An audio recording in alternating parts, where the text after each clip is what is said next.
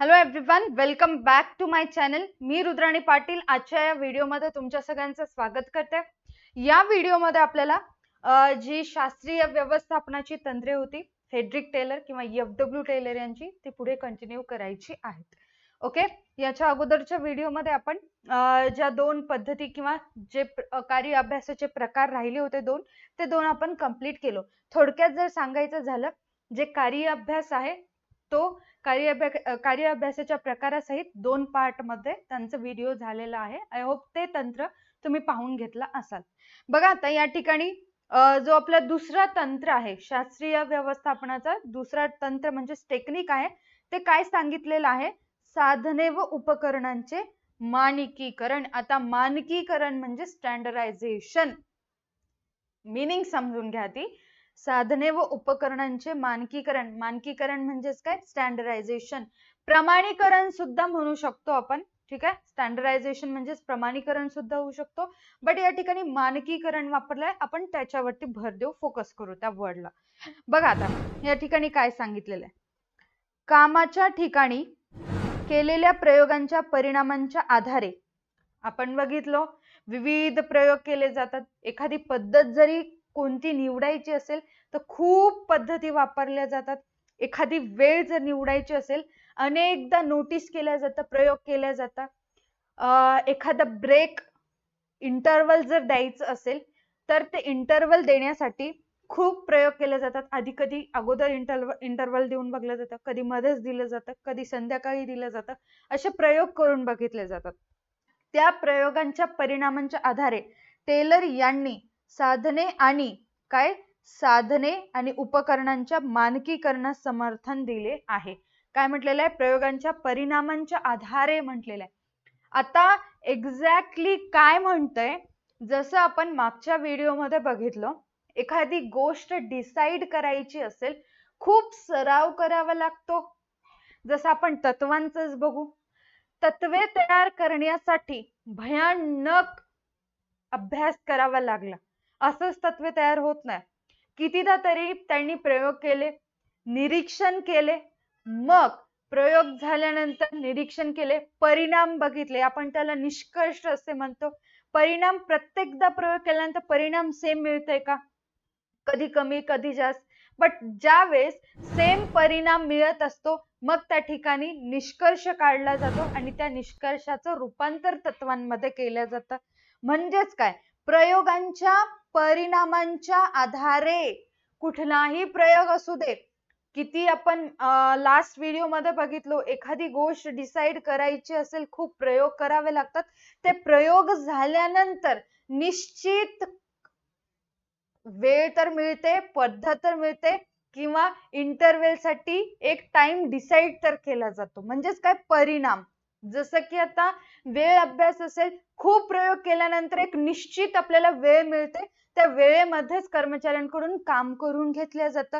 हा आहे त्याचा परिणाम. ठीक आहे, असंच आणखीन काही गोष्टी आहेत, त्या प्रयोग केल्यानंतर त्या परिणामामधून साधने आणि उपकरणांचे मानकीकरण म्हणजे स्टँडर्डाइज्ड केलं जातं. कसं, आता फॉर एक्झाम्पल शॉर्ट मध्ये सांगते, थोडक्यात सांगते की एखादी वस्तू तयार करायला किती कच्चा माल घ्यायचा, किती काय, आता कोणत्या कोणत्या गोष्टींचं मेजरमेंट कसं घ्यायचं, मोजमापन. मानकीकरण म्हणजे आपण त्याला मोजमाप करणे असं सुद्धा म्हणू शकतो. मोजमाप करणे, त्याचं टाईप काय असेल, त्या वस्तूचं स्ट्रक्चर कसं असेल, त्या वस्तूची हाईट कशी असेल, या सगळ्या गोष्टी येतात मानकीकरणामध्ये. हे ठरवणे, एक्झाम्पल घेतल्यानंतर समजून जाईल, रिलॅक्स. कामाच्या ठिकाणचे वातावरण व उत्पादनाच्या पद्धती प्रमाणीकरण केल्यामुळे, स्टँडर्डाइज्ड केल्यामुळे वस्तूंचा अपव्यय, उत्पादन खर्च व कामगारांमधील थकवा कमी करण्यास मदत होते आणि कामाची गुणवत्ताही सुधारते.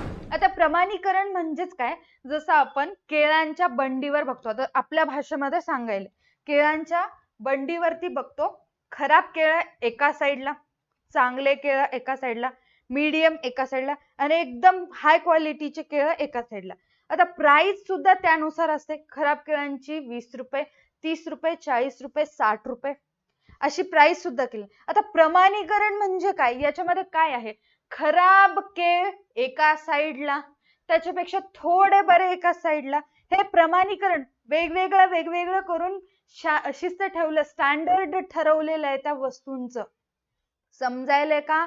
म्हणजेच खराब एका ठिकाणी, चांगले एका ठिकाणी, अति चांगले एका ठिकाणी, थोडंसं मीडियम एका ठिकाणी ठेवलेलं आहे. याच्यामुळे काय झालं, आता केळ विकणाऱ्यालाही समजलं आणि केळ घेणाऱ्यालाही समजलं, म्हणजे बनाना घेणाऱ्यालाही समजलं की खराब आहेत, घ्यायचं का नाही ते डिसाईड करता येतं. आता प्राइस किती असू दे, खराब कोण घेते, पैसे देऊन देऊन आपण चांगले घेतो.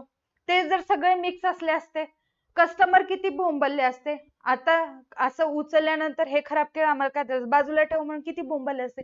त्याचं पण साईडला काढलं, जसं पाहिजे तसं कस्टमर घेतात. व्यवसायातही असंच असतं. प्रत्येक गोष्ट अशी ठरवून दिलेली असते, त्यानुसारच कर्मचाऱ्यांना काम करावं लागतं. जसं आता एक एक्झाम्पल बघू आपण.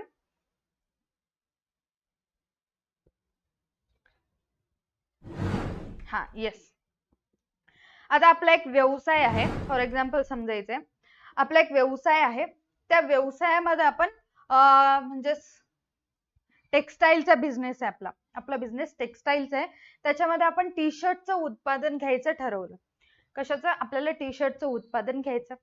आता टी शर्टचं उत्पादन घ्यायचं आहे म्हणून काहीतरी स्टँडर्ड असतील. प्रत्येक टी शर्ट बनवण्याचे काही मापदंड असतात. जसे की प्लास्टिक बनवण्याचे काही मापदंड असतात, की प्लास्टिकला जमा केलं जातं, प्लास्टिकला वितळवलं जातं, त्याचा घट्ट एक गोळा बनवला जातं, मग त्याचं रूपांतर एका वस्तूमध्ये केलं जातं. हे मापदंड आहे, ही एक क्रिया आहे, ती क्रिया आपल्याला फॉलो करावी लागते. तसं टी शर्ट बनवण्याचे काही मोजमाप असतात, जसं की साईज असू दे. आपल्याला सांगितलं जातं कर्मचाऱ्यांना, आपल्या व्यवसायामध्ये प्रत्येक साईजचं टी शर्ट असलं पाहिजे. Small XL, double XL, triple XL, medium, प्रत्येक साईजचं टी शर्ट आपल्याला बनवायचंय. टाईप हुडी असू दे, ठीक आहे, समजून घ्या आता. हुडी असू दे, स्वेटी शर्ट असू दे, टी शर्ट असू दे, शर्ट असू दे, जॅकेट्स असू दे, सगळे टाइप्स आपल्याला ट्राय करायचे. स्लीव्हची लेंथ किती असली पाहिजे, ही जी स्लीव्ज आहेत, हाफ स्लीव्ज आहेत, फुल, मीडियम आणि फुल स्लीव्ज किंवा स्लीव्हलेस असतात काही काही टी शर्ट. आणि लेंथ सुद्धा हाईट बघितली जाते टी शर्टची. त्याच्यानंतर शोल्डर्स किती असतात, कुणाचे ब्रॉड असतात, कुणाचे छोटे असतात. मग या सगळ्या गोष्टी लक्षात घेतल्या जातात. हे सगळ्या गोष्टी काय, मानके आहेत. या मानकानुसारच आपल्याला आपल्या वस्तूंचं उत्पादन घ्यावं लागतं. जसं की आता लक्षात घ्या, स्टार्टिंगला कर्मचाऱ्यांना एखादी काम सोपवताना किंवा सोपवण्याच्या आधी व्यवस्थापकाला स्वतः काहीतरी करून बघावं लागतं. जसं की व्यवस्थापकाने प्रत्येक टी शर्ट तयार करून बघितलं, प्रत्येक टाईपचं टी शर्ट तयार करून बघितलं. जसं मी टाईप सांगितले, हुडी आहेत, मेन्स हुडी किंवा वुमेन्स किंवा गर्ल्स हुडी, बॉईज किंवा गर्ल्स हुडी असू दे, टी शर्ट्स आहेत, हे प्रत्येक प्रकार ट्राय केलं. शेवटी व्यवस्थापकाला एक गोष्ट समजली, मी या सगळ्या गोष्टी ट्राय करण्याच्या अगोदर, म्हणजे ट्राय करायचं असेल तर मला माझे मापदंड काय आहेत, माझे मानके काय आहेत, ते आधी मला बघावं लागेल. म्हणजेच मला काय हवंय. जसं की आपण बोललो, आता या ठिकाणी ठरवलं जातं साईज किती असली पाहिजे टी शर्टची, एकदम एक्सेल साईज किंवा फ्री साईज असली पाहिजे, सगळ्यांनाच आलं पाहिजे. किंवा आता जे काही क्रायटेरिया असेल, small size, medium size, XL, double XL, असे साईज ठरवले जातात. त्याच्यानंतर टाइप्स मध्ये मी ठरवलं. आता एवढे सगळे माझ्याकडे ऑप्शन्स आहेत, मी ट्राय केलं, बट माझ्या मताने, माझ्या स्टँडर्ड नुसार, मानदंडानुसार मी काय करणार, या टी शर्टला चूज करणार.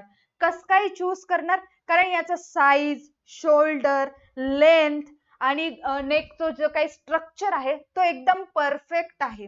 आपल्याला मी सांगितलं, आता व्यवस्थापक, मी स्वतः ट्राय केलं, बनवून बघितलं आणि मला हे जे प्रोडक्ट, हे टी शर्टचं प्रोडक्ट मला एकदम ओके वाटलं. मी फायनल हा टी शर्ट केलं. मग त्याच्यानंतर माझ्या व्यवसायातील कर्मचाऱ्यांना काय केलं, आता व्यवस्थापक ऍज मी हे टी शर्ट फायनल केलं. मी हे सगळ्या मी बनवलेल्या वस्तू आहेत, बट मला एक पर्टिक्युलर गोष्ट ठरवायची होती. त्यानुसारच मला माझं पुढचं प्रोडक्शन स्टार्ट करायचं होतं. मी फायनल केलं हा टी शर्ट. तर कर्मचाऱ्यांना सांगितलं की बाबा आपल्याला सेम अशाच पद्धतीचे कलरफुल टी शर्ट बनवायचे आहेत. साईज हीच, लेंथ आता साईज म्हणू द्या किंवा लेंथ हीच, साईज हीच, स्लीव्ज एवढेच आणि गळा सेम टू सेम हात. नीट बघा, हे तुमच्यासाठी तुमचं टार्गेट असेल, तुमच्यासाठी तुमचं मानक असेल, मोजमाप असेल. यानुसारच तुम्हाला टी शर्ट बनवायचे आहेत. सांगितलं. आता मी त्यांना असंच टी शर्ट सेम बनवा म्हणून ऑर्डर दिलं. मग त्यांनी माझं सांगितलेलं ऐकलं. टार्गेट त्यांचं जे होतं त्याच पद्धतीचं त्यांनी बनवलेलं आहे. अशाच म्हणजे टाईप तेच असायला पाहिजे. कलरफुल टी शर्ट त्यांनी बनवायला सुरुवात केली. आता एकंदरीत सांगायचं काय, स्टँडर्डायझेशन 2 प्रकारे या ठिकाणी उपयोग झाला.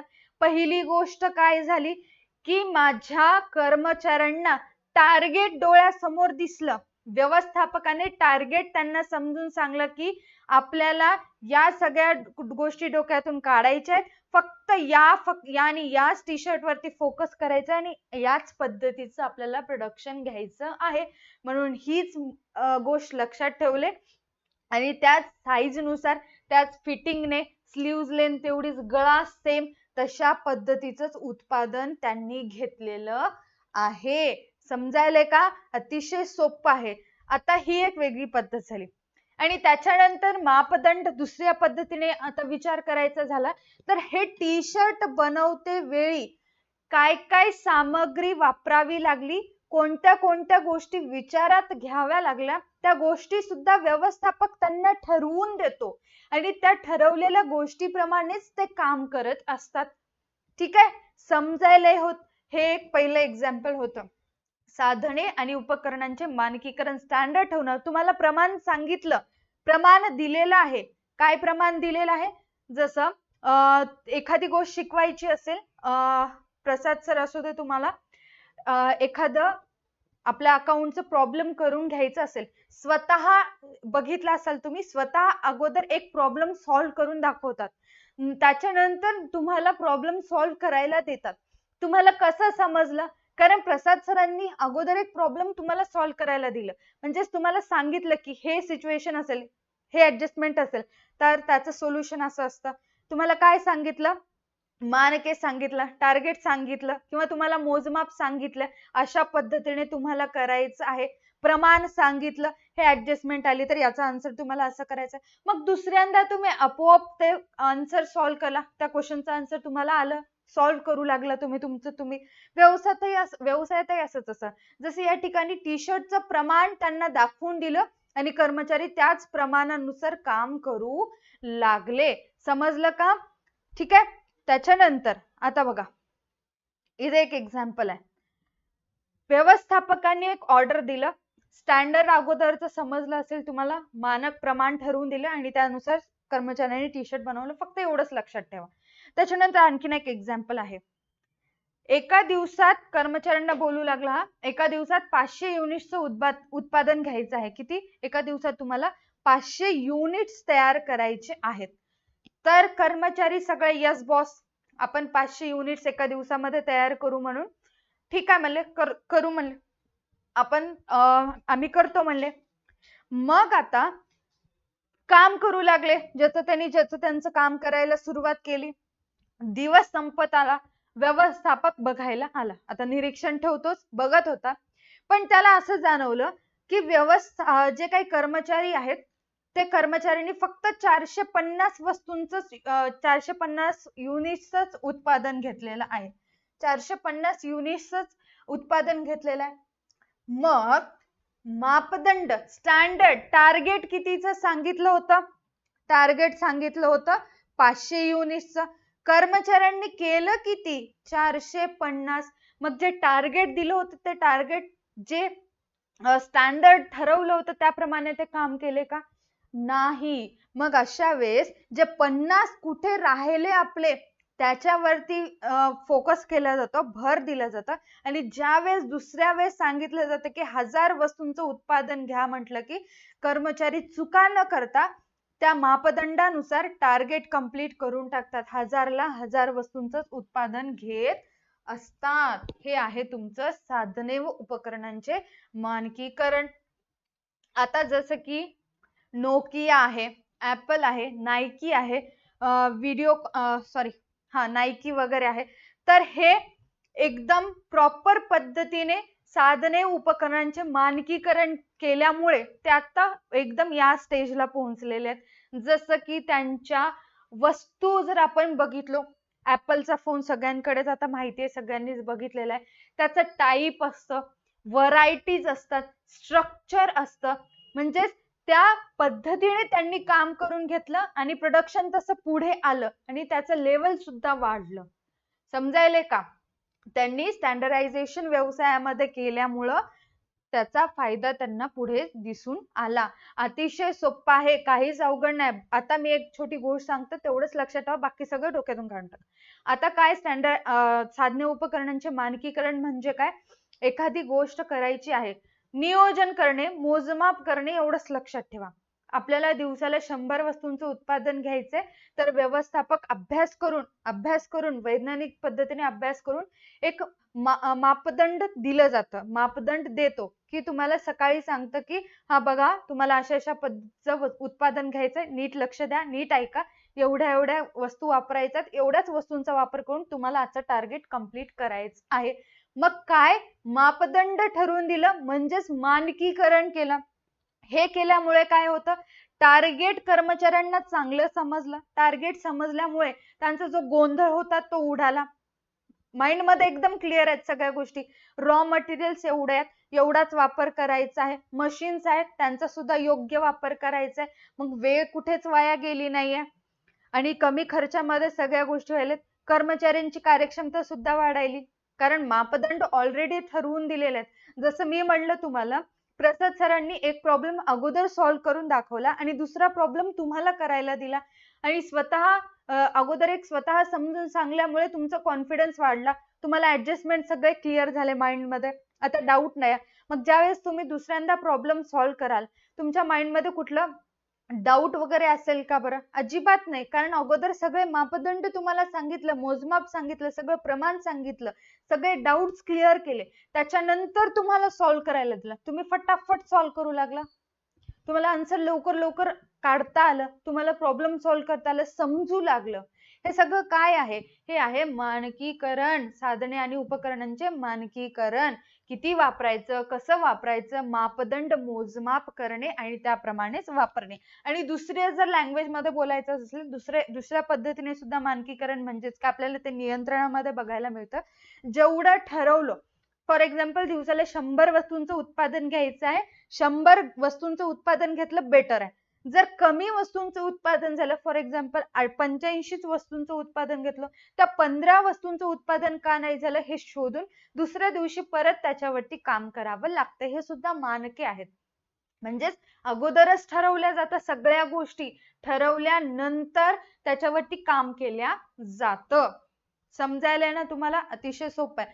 बजेट, जसं आपले पप्पा आपल्याला कुठे फिरायला जायचं असेल तर आपलं बजेट असेल 5000 रुपयाचा, त्या 5000 रुपयामध्येच काय करायचं, कुठे फिरायचं तिथं फिरा, त्याच्यावर 1 रुपया मिळणार नाही. म्हणजेच तुम्हाला सांगितलं, क्रायटेरिया सांगून ठेवलं, मग तुम्ही सुद्धा 5000 मध्ये जे घ्यायचंय, कुठं जायचंय तेच केलं.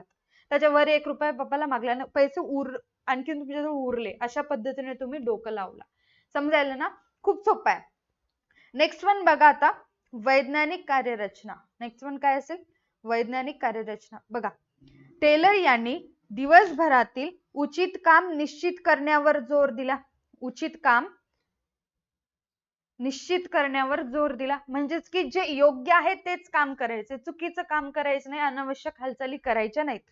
कामगारांना त्यांच्या क्षमतेपेक्षा कमी दर्जाचे काम करण्यापासून रोखण्यासाठी वैज्ञानिक पद्धतीने कार्याची रचना करणे हे महत्वाचे आहे. आता काय म्हणतं या ठिकाणी, एखाद्या कर्मचाऱ्याची क्षमता 4 तास काम करण्याची आहे. एखाद्या कर्मचाऱ्याची क्षमता किती तास? 4 तास काम करण्याची आहे, तर तो काय करतो, मुद्दामून 4 तासाऐवजी 2.5 तासच काम करतोय. 4 तासाऐवजी 2.5 तासच काम करतोय. आता बाकीचे जे 1.5 तास आहेत, ठीक आहे, बाकीचे जे 1.5 तास आहेत ते 1.5 तास तो असंच वाया घालतोय. हे आहे कमी दर्जाचं काम. जे बघा या ठिकाणी आता, हा 4 तास काम करायची वेळ आहे, म्हणजे कर्मचारी क्षमता 4 तास काम करण्याची आहे, पण ते मुद्दामून कामचुकारपणा करतात, 2.5 तासच काम करतात. बाकीचा जो वेळ आहे तो वेळ सगळा असाच वाया घालतात.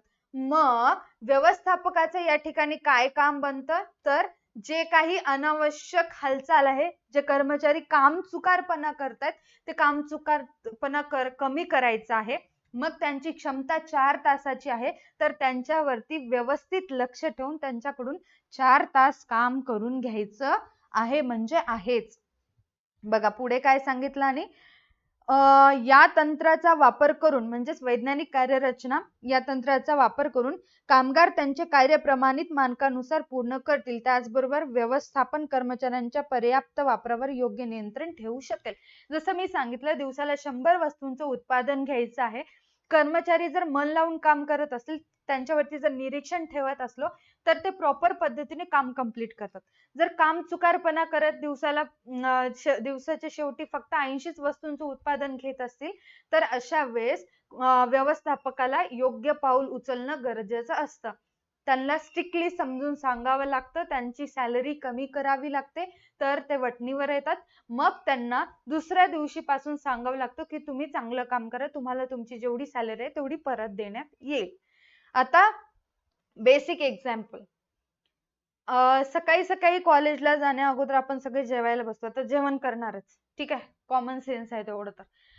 तर रोज जेवढं जेवता त्याच्या तुलनेमध्ये तुम्ही एका दिवशी खूप कमी जेवला, किंवा आजच रोज जेवढं जेवत होता त्याच्या तुलनेमध्ये आज तुम्ही कमी जेवला. रोज 2 चपाती जेवतो, तर आज तुम्ही 1च चपाती घेतलो.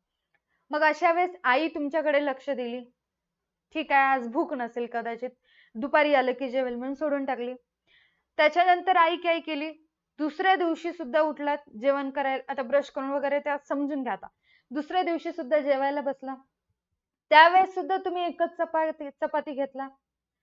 आई जाऊ दे म्हणली, पहिल्या दिवशी जेवला नाही, दुसऱ्या दिवशी जेवला नाही, काही म्हटली नाही. तिसऱ्या दिवशी परत जेवायला बसला, तिसऱ्या दिवशी सुद्धा तुम्ही 1च चपाती घेतला. मग अशा वेळेस आई आता विचारू लागली, अगोदर तू 2 चपात्या जेवत होता किंवा जेवत होता, आता कस काय 1 वर आला? जबरदस्तीला तुमची जेवढी क्षमता आहे तेवढंच तुम्हाला जेव घातली, म्हणजेच 1 चपातीवरून तुम्हाला परत 2 चपातीवर आणली. समजायले का? एक्झाम्पल समजून घ्या, फक्त भावना समजून घ्या, बाकीचं काही लक्षात घेऊ नका, ठीक आहे. रोज जेवढं जेवता आई लक्ष ठेवायली तुम्ही किती तुमची क्षमता आहे, तुम्ही किती जेवण करता, आणि ज्याही वेळेस तुम्ही कमी जेवला त्यावेळेस बरोबर आई आपल्याला पकडते, आज का कमी जेवला म्हणून विचारते, आणि दुसऱ्या दिवशी परत अगोदर जेवढी क्षमता जेवढं जेवत होतो परत तेवढंच जेवायला वाढत असते. कर्मचाऱ्यांसोबत सोबत असंच करावं लागतं. कर्मचारी मुद्दामून कामचुकारपणा करत असतात, म्हणून त्यांच्यावरती लक्ष ठेवावं लागतं, त्यांच्या प्रत्येक हालचालींवर लक्ष ठेवावं लागतं. त्यांनी जर कमी काम करत असतील, त्यांची पगार कमी करावी लागते, मग ते वटणीवर येतात आणि दुसऱ्या दिवशीपासून योग्य त्यांची जेवढी क्षमता आहे तेवढं ते काम करतात आणि सॅलरी बरोबर मिळवतात. याला म्हणतात वैज्ञानिक कार्यरचना. अतिशय सोपं आहे, काहीच अवघड नाही. आईचे एक्झाम्पल लक्षात ठेवा म्हणजे तुम्हाला समजून जाईल. नेक्स्ट पॉइंट आहे वैज्ञानिक निवड व प्रशिक्षण. नेक्स्ट पॉइंट काय आहे? वैज्ञानिक निवड व प्रशिक्षण. बघा काय सांगितलं, वैज्ञानिक हे वर्ड खूपदा आलेलं आहे. वैज्ञानिक म्हणजे नोंद करणे, चुका न होऊ देणे, चांगल्या पद्धतीने अभ्यास करणे, मग सगळ्या गोष्टी डिसाईड करणे. खूप शॉर्ट मध्ये आहे. आता वैज्ञानिक निवड प्रक्रियेचा वापर करून व्यवस्थापन योग्य कामासाठी योग्य व्यक्तींची निवड करू शकते. आता वैज्ञानिक पद्धतीने म्हणजेच काय, एक्सपिरियन्स करते, नोंद करत जाते. कर्मचारी, मी या कर्मचाऱ्यांची भरती आज निवड केलं, तर कर्मचारी कशा पद्धतीने काम करतात, किंवा मला माझ्या व्यवसायामध्ये कोणत्या कर्मचाऱ्यांची आवश्यकता आहे, त्यांच्याकडे काय कौशल्य असलं पाहिजे, या गोष्टींचा अभ्यास स्वतः करतो. मला आता सध्या डिजिटल मार्केटिंग साठी एक तुरंत मला मॅनेजर पाहिजे किंवा कर्मचाऱ्यांची आवश्यकता आहे, हे माझं क्रायटेरिया आहे. मग ऍज अ डिजिटल मार्केटिंग साठी त्या कर्मचाऱ्यांकडे काय काय गुण असावे लागतात, ते गुण सगळे आधी शोधून काढतो. स्वतः अभ्यास करतो. त्याला मार्केटिंग चांगल्या पद्धतीची जमली पाहिजे. एकदम मीडिया थ्रू किंवा जे काही सोशल मीडिया आहे त्याचा वापर त्याला चांगल्या पद्धतीने करता आलं पाहिजे. त्याला सगळ्या गोष्टींची नॉलेज असली पाहिजे. त्याला मार्केट सगळं समजलं पाहिजे. या सगळ्या गोष्टी ज्या आहेत मी त्या आधी नोट डाऊन करून घेतलं. म्हणजेच माझे काय क्रायटेरिया आहेत. मला डिजिटल मार्केटिंग साठी एक कर्मचारी पाहिजे. मग मापदंड काय असले पाहिजे, त्या कर्मचाऱ्यांची निवड मला कशी करायची आहे, ते अगोदर मी वैज्ञानिक पद्धतीने अभ्यास करून ठरवणार. काय काय आलं पाहिजे त्याला, मार्केटिंग कशी करायची हे त्याला समजलं पाहिजे आणि मार्केटिंग करता सुद्धा आलं पाहिजे. कोणत्या ठिकाणी कशी करायची हे सुद्धा समजलं पाहिजे. सोशल मीडियाचा वापर कसा करायचा हे सुद्धा त्याला समजलं पाहिजे. मग आता एवढ्या सगळ्या गोष्टी मला एका कर्मचाऱ्यांकडून पाहिजे असतील तर मी त्याच कर्मचारीच्या शोधात असेल. भरती करते वेळी सगळे आले, इंटरव्ह्यू मध्ये मी त्यांचा इंटरव्ह्यू घेणार. मग त्याच कर्मचाऱ्यांची निवड करणार ज्यांना मार्केटिंग करता येतं, ज्याला चांगलं सोशल मीडिया वापरता येतं, कोणत्या ठिकाणी कशी मार्केटिंग करायची हे त्याला समजतं, प्रत्येक एज ग्रुप नुसार कशी मार्केटिंग करायची हे त्याला समजतं. त्याची निवड व्यवसायात करणार. म्हणजेच काय, वैज्ञानिक पद्धतीने निवड करणार. असंच नाही करणार, हा हे माझा ओळखीचं पाहुणा आहे, मग हा चल ये तू व्यवसायामध्ये तू डिजिटल मार्केटिंगचं काम कर. त्याला घंटा काही येत नाही. मी त्याची निवड केल्यानंतर त्यानं व्यवसायाची मार्केटिंग करेल, वस्तूची मार्केटिंग करेल की काय करेल. पाहुणा आहे, जवळचा आहे म्हणून घेतल्यानंतर आपल्याच व्यवसाय बंद पाडायला मदत करेल. असं न करता वैज्ञानिक निवड करावी. सक्का सोयरा असू दे, मेहुणा असू दे, मेहुणी असू दे, कोणीही असू दे, कोणालाच बघायचं नाही. जर त्याच्याकडे गुण असतील, कौशल्य असतील, क्षमता असेल तरच त्या कर्मचाऱ्यांची निवड व्यवसायात करायची. याला म्हणतात वैज्ञानिक निवड. खूप सोप्पा आहे. आता याच्या पलीकडे आता काही सांगू शकत नाही. समजायला ना, कितीही जवळचा असू दे, हा जवळचा असू दे, त्याच्याकडे सगळे गुण आहेत जे डिजिटल मार्केटिंग करणाऱ्या कर्मचाऱ्यांसाठी जे गुण आहेत, तर जर त्याच्याकडे असतील तर हा त्याला घ्यायचं. अदरवाईज उगं ते सोयरा आहे, बायको नाराज होती म्हणून व्यवसायात घ्यायचं, हे चुकीचं आहे. असं करायचं नाही. वैज्ञानिक पद्धतीने काय करायचं आहे, सगळ्या गोष्टींची क्रायटेरिया आपण स्वतः अभ्यास करावा लागतो. मग तो कर्मचारी आहे का तसा, मग त्याच कर्मचाऱ्यांची असेल तर त्या कर्मचाऱ्यांची निवड करून घेणं व्यवसायात गरजेचं असतं. आता ते कर्मचारी त्या कामामध्ये पारंगत असेल, त्याला थोड्या बहुत गोष्टींची नॉलेज असेल, पण त्याला आणखीन स्टील काही गोष्टी शिकायच्या असतील, तर अशा वेळेस सुद्धा व्यवस्थापकाचं काम बनतं की तो कितीही त्या गोष्टींमध्ये पारंगत असेल तर त्याला आणखीन काही गोष्टींची प्रशिक्षणाची आवश्यकता असते. जसं की प्रशिक्षणाची म्हणजेच काय, ट्रेनिंग द्यावं लागतं. आणखीन त्याला ट्रेनिंगची आवश्यकता असते. आपली वस्तू त्याला दाखवण्यात येतं.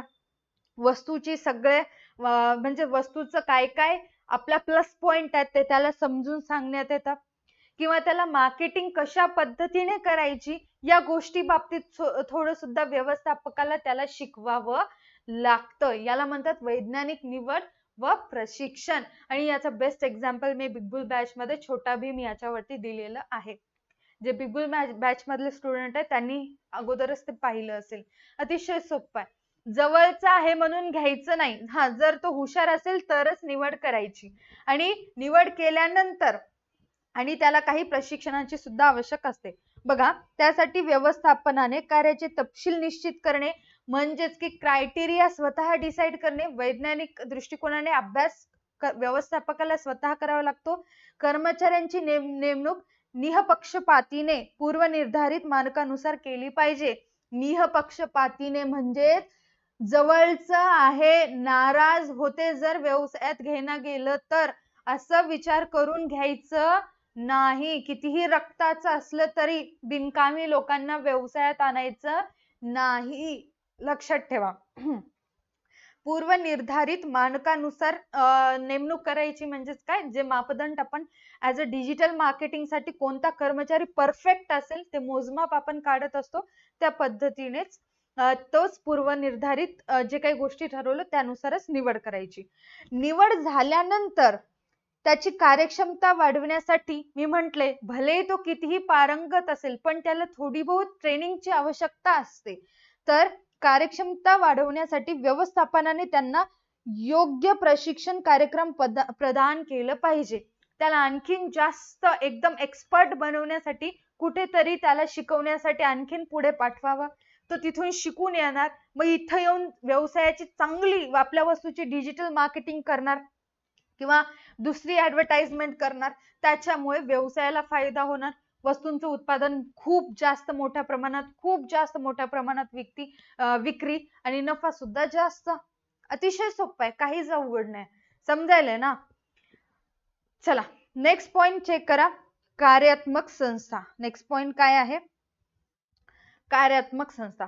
बघा आता, टेलर यांच्या संकल्पनेत नियोजन अंमलबजावणीपासून वेगळे केले आहे. आता काय म्हटलेलं आहे? नियोजन हा पार्ट वेगळा आहे, अंमलबजावणी हा पार्ट वेगळा आहे. दोन गोष्टी एक सेम नाही आहेत.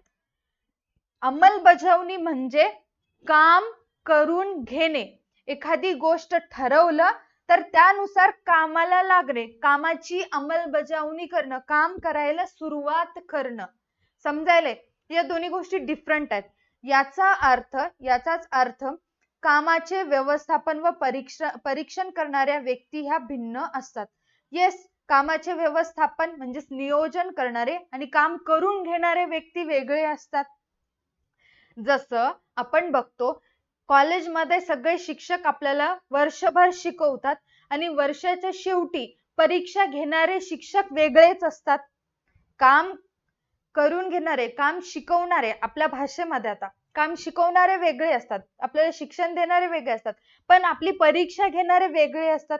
दोन वेगवेगळ्या गोष्टी आहेत. त्याच पद्धतीने नियोजन करणारे किंवा कामाचे व्यवस्थापन करणारे वेगळे आणि त्याच्यानंतर काम करून घेणारे, कामावरती निरीक्षण करणारे, देखरेख करणारे वेगळे. त्याच्यानंतर म्हणून प्रत्येक व्यक्तीचे निरीक्षण दोन भिन्न भिन्न पर्यवेक्षकांकडून केले जाईल. म्हणजेच नियोजन एक जण करणार आणि काम एक जण करून घेणार. दोन वेगवेगळ्या गोष्टी आहेत. कर्मचारी एक आहे, नियोजन हा करणार आणि काम करून हा घेणार. समजून घ्या. आता मी एक्झाम्पल समजून सांगते, काळजी करू नका.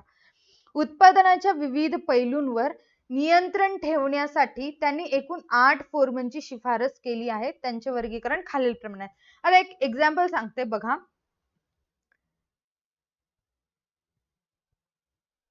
उच्च, मध्यम आणि कनिष्ठ. हा, आता या ठिकाणी लक्ष द्या. खूप सोपं सांगते आणि तुम्हाला समजून सुद्धा जाईल. तर उच्च स्तरावरती आपले महान लोक बसलेले असतात, आपले वरिष्ठ असतात, आपल्याकडून काम करून घेण्याचा प्रयत्न करत असतात. मग जे उच्च स्तरावरचे लोक असतात ते काम करून घेतात किंवा काम सांगत असतात, बॉस लोक असतात असं म्हणायला हरकत नाही, उच्च आणि मध्यम स्तरावरचे. तर आपल्या या कनिष्ठ स्तरावरती काही मेंबर्स असतात आणि खाली असतात आपले कर्मचारी. कर्मचारी वेगळ्या पेनने लिहिते. Okay, done. कर्मचारी. आता हे तुम्हाला कार्यात्मक संस्था समजून घेण्यासाठी हे दोन पार्ट आपण स्किप करू. कोणते? हे दोन पार्ट आपण स्किप करू. फक्त खालच्या दोन पार्ट वरतीच लक्ष द्या. आता प्रत्येक गोष्ट हे दोघं करतील असं नसतं. काही गोष्टी या कनिष्ठ स्तरावरती लोकांकडून पण करून घेत असतात. ठीक आहे, काही गोष्टी या कनिष्ठ स्तरावरती लोकांकडून करून घेत असतात. जसं की आपल्या कॉलेजमध्ये एक स्ट्रक्चर असतो, प्रिन्सिपल, त्याच्यानंतर सुपरवायझर, त्याच्यानंतर टीचर्स असतात. हे आपलं स्ट्रक्चर असतं, त्यानुसार काम चालतं. प्रिन्सिपल सगळे काम करत नाही जेवढे काम सुपरवायझर करतो. सुपरवायझर तेवढे कामात करत नाही जेवढे काम टीचर करतो, असं समजून घ्या. ठीक आहे, आपल्याला या खालच्या दोन्हीचा विचार करायचा आहे. आता हा कनिष्ठ स्तरावरती कोण असतं? कनिष्ठ स्तरावरती असतात आपल्याला काम सांगणारे, कामाचं स्ट्रक्चर समजून सांगणारे, कामाचं नियोजन करायला लावणारे किंवा कामाचं नियोजन करून देणारे म्हणजेच कोण असतात? व्यवस्थापक आणि सुपरवायझर आणि फोरमन. कोण असतात? या स्तरावरती कोण असतं? व्यवस्थापक, फोरमन किंवा सुपरवायझर म्हणू शकतो ते असतात. ते काय करतात? फक्त काम सांगतात. ठीक आहे, अधिकार व जबाबदारीच्या तत्वांमध्ये काय बघितलं? कर्मचाऱ्यांकडे एक अधिकार असतं की ते हाताखालच्या लोकांकडून काम करून घेऊ शकतात, म्हणजेच कर्मचाऱ्यांकडून काम करून घेऊ शकतात. आता हे व्यवस्थापक आहेत, त्यांच्याकडे अधिकार आहे, ते नियोजन करतात, म्हणजे बॉसच्या आदेशानुसार ते नियोजन करतात आणि त्या पद्धतीने कामे सुद्धा सांगत असतात. त्याला आपण व्यवस्थापक किंवा फोरमन असे म्हणतो. आता एक्झॅक्टली फोरमन म्हणजेच काय ते आता सांगितले मी तुम्हाला, की नियोजन वगैरे करत असतो, आदेश देत असतो, काम करून घेत असतो. जसं आपले टीचर्स असतात, आपल्याकडून काम करून घेत असतात, किंवा प्रिन्सिपल असतो, टीचर्स कडून काम करून घेत असतो, म्हणजे सगळ्यांना म्हणजे वाटून देतो, म्हणजे त्या पद्धतीने काम करायला लावतात. तसंच फोरमन सुद्धा असतात. आता सुपरवायझर किंवा व्यवस्थापक व्यवसायात एकच असतो, ठीक आहे, फोरमन सुद्धा एकच असतो. आता मला सांगा, एखादा व्यक्ती सर्व गुण संपन्न असू शकतो, लाखात एक असू शकतो, बट प्रत्येकाला सगळ्या गोष्टी जमतात असं नसतं. एखादा व्यक्ती सर्व गुण संपन्न, त्याच्याकडे प्रत्येक गुण आहे असं जमतं का? तो सूचना सुद्धा देऊ शकतो, शिस्त सुद्धा लावू शकतो, सगळ्या गोष्टी दुरुस्त पण करू शकतो, निरीक्षण पण ठेवू शकतो, नियंत्रण पण करतो. सगळ्या गोष्टी एकटाच व्यक्ती करतो हे पॉसिबल असतं का? अजिबात नसतं. ते भलेही किती का हुशार असणं, पण एकट्याला सगळ्या गोष्टी मॅनेज करणं पॉसिबल नसतं.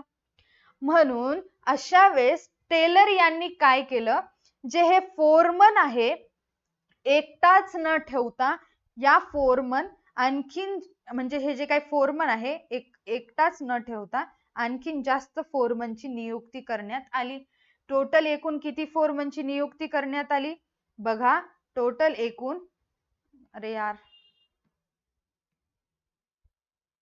एक मिनिट देता ना, या ठिकाणी लिहिते.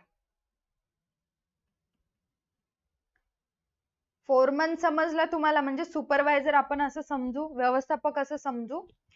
तर फोरमन असतात, एकामध्ये सगळे गुण नसतात, म्हणून टेलर यांनी काय केलं, एकावरती सगळं ओझं कामाचं टाकणं योग्य नसतं, म्हणून टेलर यांनी 8 फोरमनची नियुक्ती केली. किती फोरमनची नियुक्ती केली? 8 फोरमनची नियुक्ती केली, म्हणून आपण त्यांना 8 फोरमन असं म्हणतो. आता यांचं काय काम आहे? आणखीन त्यांनी काही गोष्टींमध्ये डिव्हिजन केलं खाली. काय केलं बघा त्यांनी, आता जे हे 8 फोरमन आहेत, 4 एका ठिकाणी आणि 4 एका ठिकाणी असं काढलं. जसं या ठिकाणी 4, या ठिकाणी 4. हे जे 4 फोरमन आहेत ते नियोजन करणार, नियोजन स्तरावरती काम करणार, आणि हे जे 4 फोरमन आहेत ते अंमलबजावणी स्तरावरती काम करणार, अंमलबजावणी करून घेणार, प्रत्येक काम कर्मचाऱ्यांकडून करून घेणार. अशा फोरमनची त्यांनी डिवाइड केलेलं आहे, फोरमनची विभागणी केलेलं आहे. एका फोरमनला काम जमत नाही, त्याच्यावरती जास्त ओझं येईल, टेलर यांनी 8 फोरमनची नियुक्ती केली.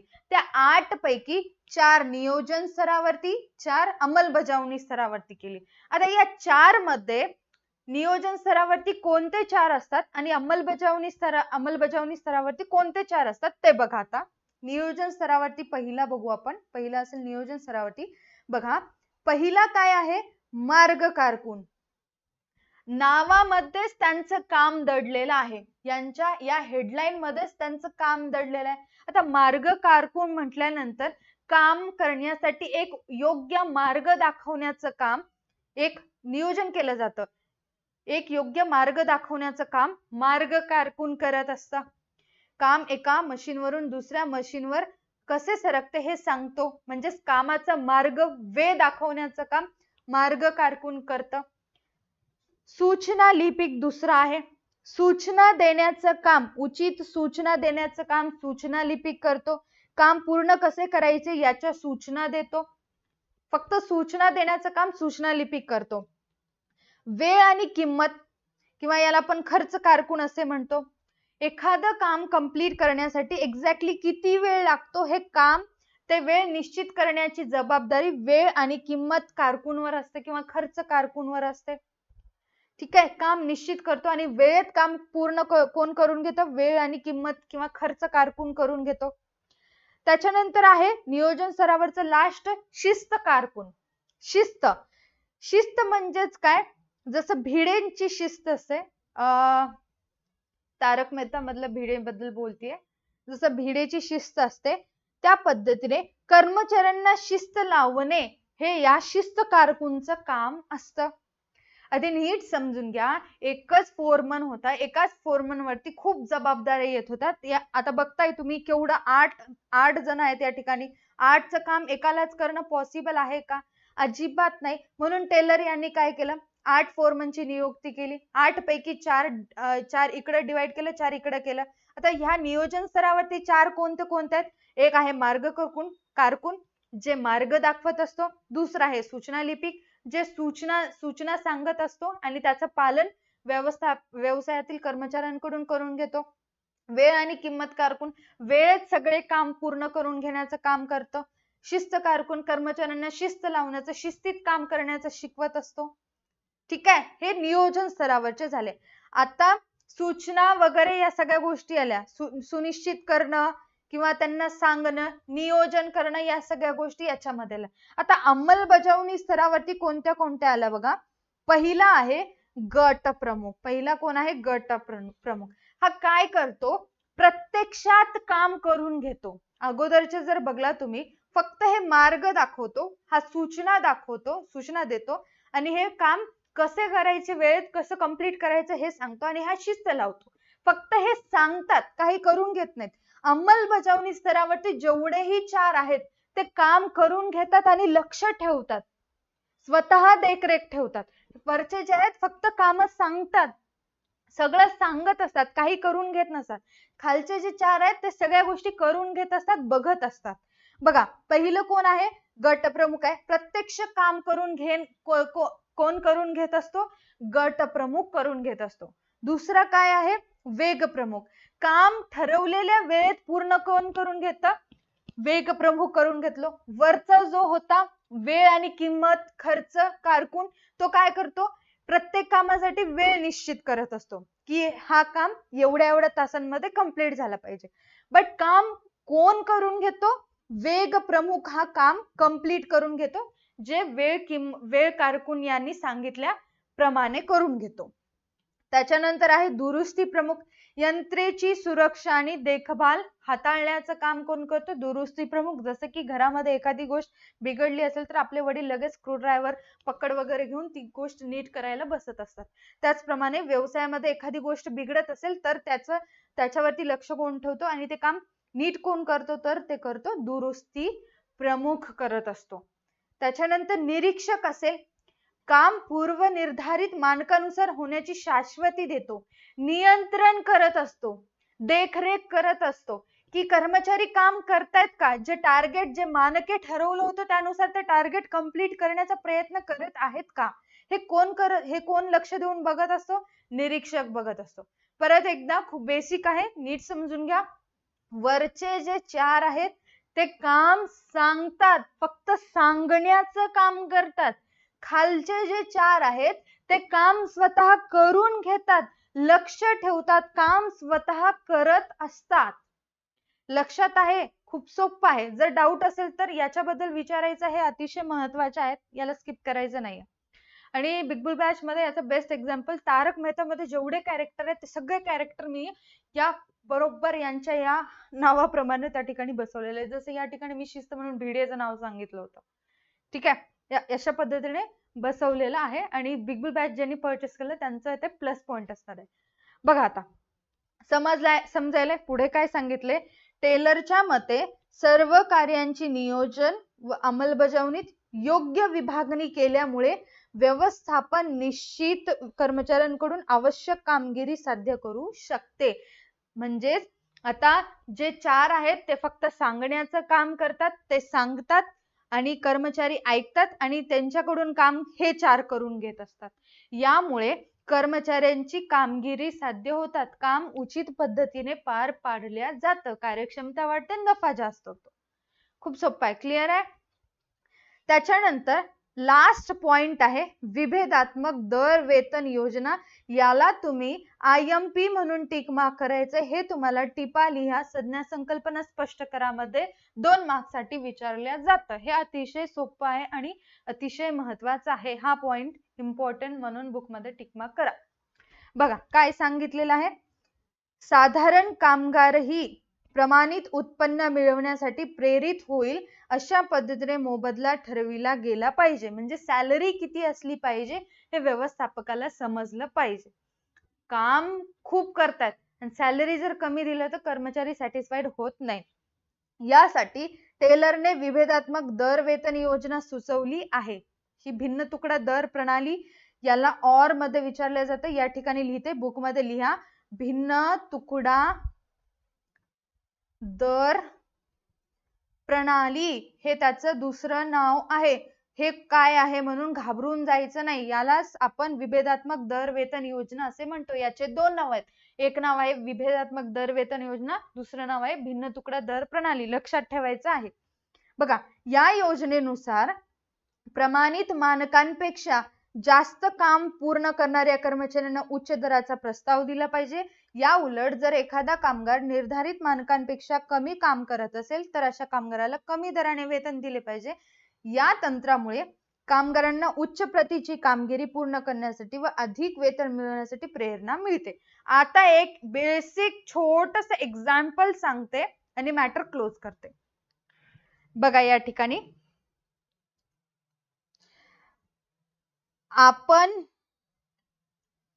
प्रत्येक कर्मचाऱ्यांना सांगितलो की तुम्हाला दिवसामध्ये 100 वस्तूंचं उत्पादन घ्यायचं आहे.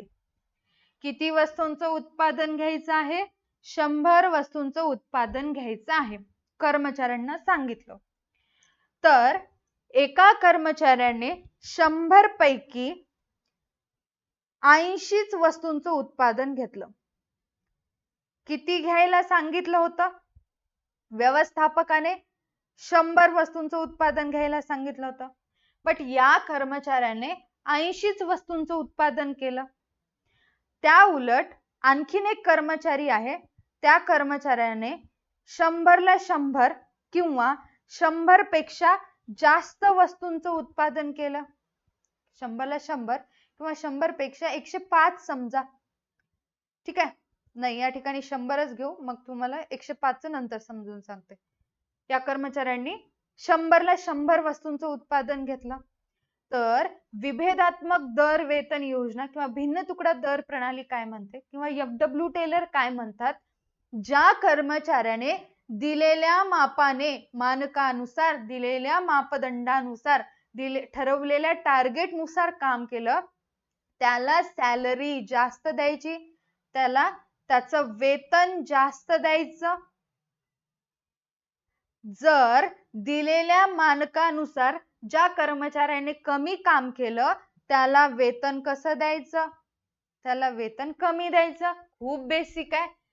मापदंड मानके 100 वस्तूंचं होतं. एका कर्मचाऱ्याने 100 पैकी 100 वस्तूंचं केलं, मग त्याला वेतन जास्त. सपोज एक वस्तू 10 रुपयाला असेल, एक वस्तू 10 रुपयाची किंमत लावून त्यांना काम करायला सांगितलं. तर बघा 100 गुणिले जर 10 या ठिकाणी कराल, त्याला 100 गुणिले 10 असं टोटल वेतन 1000 रुपये देण्यात येईल या कर्मचाऱ्याला. पण या कर्मचाऱ्यांनी काय केलं? 80 वस्तूंचं उत्पादन घेतलं. मग याला 80 गुणिले 10 किती मिळतील? 800 रुपये मिळतील. याच्या तुलनेत 200 रुपये कमी मिळाले. का कमी मिळाले? का कमी मिळाले? कारण याने नीट लक्ष देऊन मन लावून काम केलं नाही म्हणून याला कमी मिळाले. टार्गेट होतं 100 वस्तूंचं, केला 80 वस्तू. सपोज समजा, हे काहीच लक्षात घेऊ नका, हा 80 केला आणि हा 100 केला, पण दोघांना पण वेतन समानच देत असेल, दोघांना पण वेतन समानच देत असाल, हा 80 करून सुद्धा याच्या एवढंच याला 1000 रुपये मिळत असतील, तर याच्या मनावर किती परिणाम होईल? मी याच्यापेक्षा जास्त वस्तूंचं उत्पादन घेतलं तर मला त्याच्या एवढी सॅलरी मिळाली, मग उद्यापासून पण मी कमी वस्तूंचं उत्पादन घेतो, मला सॅलरी तेवढीच मिळणार आहे. याचा दुरुपयोग कर्मचारी करत असतात, चुकीचा उपयोग करत असतात. म्हणून भिन्न तुकडा दर प्रणाली किंवा काय विभेदात्मक दर वेतन योजनेनुसार जो कर्मचारी जेवढं काम करतोय त्यानुसारच त्याला सॅलरी दिली पाहिजे. ज्याची कार्यक्षमता जास्त आहे, कार्यक्षमतेपेक्षा जास्त काम करतोय, त्या कर्मचाऱ्यांना वेतन सुद्धा जास्त, आणि जो कर्मचारी कमी काम करतोय त्याला वेतन कमी. ठीक आहे, असं केल्याने काय होईल? हा कर्मचारी आणखीन उत्साही होऊन जास्त काम करण्याचा प्रयत्न करेल. जसं की बघा आता, हाच कर्मचारी काय केला, आज 105 वस्तूंचं उत्पादन घेतला, उद्याचं टार्गेट 100च असेल, पण उद्या हा काय करणार, 100 वस्तूंचं असेल तर हा उद्या 110 वस्तूंचं उत्पादन घेणार. 10 वस्तूंचं एक्स्ट्रा घेतला. का घेतला? कार्यक्षमता वाढली. कशी वाढली? कारण या ठिकाणी त्याला सॅलरी जास्त मिळाली, योग्य पद्धतीने काम केलं, टार्गेट कंप्लीट केला. जर मी टार्गेट पेक्षा जास्त केलं तर मला जास्त सॅलरी मिळेल. मग विचार करा, आता या ठिकाणी 110 गुणिले 100 करा, सॉरी 110 गुणिले 10 करा, किती होतात? 1100 रुपये. 100 रुपये वाढले का नाही? सॅलरी मध्ये 100 रुपये वाढले का नाही? म्हणजेच प्रोत्साहन मिळालं याला. अधिक कार्यक्षमता वाढली या कर्मचाऱ्यांची. आता हा कर्मचारी काय विचार करेल, मी माझ्या मूर्खपणामुळे 80 वस्तूंचं उत्पादन केलं, टार्गेट होतं 100, माझी चूक झाली, मी सुद्धा दुसऱ्या दिवशी 100 वस्तूंचं उत्पादन घेणार, सॉरी माय मिस्टेक, 100 वस्तूंचं उत्पादन घेणार, म्हणजे 100 गुणिले 10, मला सुद्धा दुसऱ्या दिवशी 1000 सॅलरी मिळणार. प्रोत्साहित करते. निर्लज्ज जे व्यक्ती असतात त्यांना सुधारवण्यासाठी, त्यांना प्रोत्साहित करण्याचं काम केलं जातं. तू सुद्धा उद्या चांगलं काम कर, तुला सुद्धा उद्या चांगली सॅलरी दिली जाईल. हे आहे आपलं विभेदात्मक दर वेतन योजना. थोडक्यात, जो व्यक्ती जेवढं काम करतोय त्याला तेवढी सॅलरी देणं. जर एखादा कर्मचारी कमी काम करतोय त्याला कमी सॅलरी, जास्त काम करतो किंवा त्याच्यापेक्षा अधिक, त्याच्या कार्यक्षमतेपेक्षा अधिक काम करतोय तर त्याला खूपच जास्त सॅलरी देणं. जेणेकरून जो कमी काम करतोय तो कर्मचारी उत्साही होईल, प्रोत्साहित होईल, त्याचा कॉन्फिडन्स वाढेल आणि तो पण जास्त प्रमाणामध्ये काम करायला सुरुवात करेल आणि वेतन सुद्धा तसंच मिळवत जाईल. समजायले? या ठिकाणी तेच एक्सप्लेन केलेलं आहे तुम्हाला. अधिक वेतन मिळवण्यासाठी प्रेरणा मिळते जे 80 वस्तूंचं उत्पादन घेतलंय त्या कर्मचाऱ्याला. अतिशय सोपं आहे. ठीक आहे, हे मात्र तुम्ही तोंडपाठ करायचा. हे जो पॉइंट आहे याला नीट लक्ष देऊन अभ्यास करा. अतिशय महत्वाचा पॉइंट आहे, टॉपिक आहे हा. आपला सगळं चॅप्टर कंप्लीट झालंय आणि आजचे पॉइंट जर तुम्हाला समजले असतील तर व्हिडिओला लाईक करायचंय, चॅनलला सबस्क्राईब करायचंय आणि कमेंट सेक्शन मध्ये कमेंट सुद्धा करायचं आहे. डाऊट असेल तर किंवा कोणत्या गोष्ट समजत नसेल तर कमेंट सुद्धा करायचं आहे. आणि हे सगळं जे आतापर्यंत आपण फर्स्ट चॅप्टर बघितलं, खरंच तुम्हाला समजलं का हे सुद्धा सांगायचंय. मी जे एक्सप्लेन करते ते समजलं का हे सुद्धा कमेंट करायचंय. ठीक आहे, एवढंच नाहीये, मी तुम्हाला एकदा बिग बुल बॅचचे नोट्स सुद्धा शो करतोय, म्हणजे तुम्हाला समजून जाईल की बिग बुल बॅच मध्ये सुद्धा कसं समजून सांगण्यात आलेलं आहे. जस्ट 1 सेकंड हा.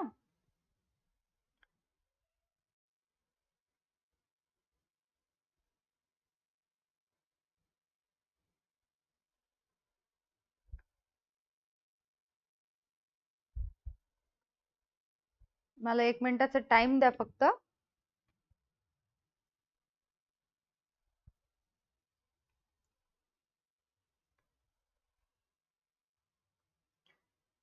हे वैज्ञानिक आणि आपलं वैज्ञानिक निवड आणि प्रशिक्षण हे एक्झाम्पल होतं आणि त्याच बरोबर आणखीन एक हा हे आपलं कार्यात्मक संस्था अशा पद्धतीने एक्झॅक्टली समजून सांगण्यात आलेली आहे. हे त्याचं एक्झाम्पल होतं बिग बुल बॅच मधलं. सगळे कॅरेक्टर घेण्यात आलेले आहेत. म्हणजे असे जे नोट्स आहेत, प्रॉपर नोट्स विथ एक्झाम्पल तुम्हाला बिग बुल बॅच मध्ये मिळून जाईल. लवकरात लवकर कोर्स परचेस करायचा आहे. विलंब करायचा नाही. जेवढा विलंब कराल तेवढं नुकसान तुमचं होईल, किंवा नुकसान होणार नाही, नंतर जरी केलं तरी तुमचा फायदा होईल. आजच्या व्हिडिओसाठी एवढंच. भेटूयात अशाच एका न्यू व्हिडिओ मध्ये. Tata bye bye, take care, stay connected.